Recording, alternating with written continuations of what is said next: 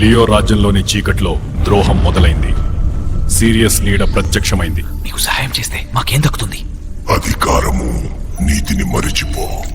ఒక చిప్ లో రహస్యాలు బదిలీ అయ్యాయి. అదే బ్రాడ్ పతనానికి.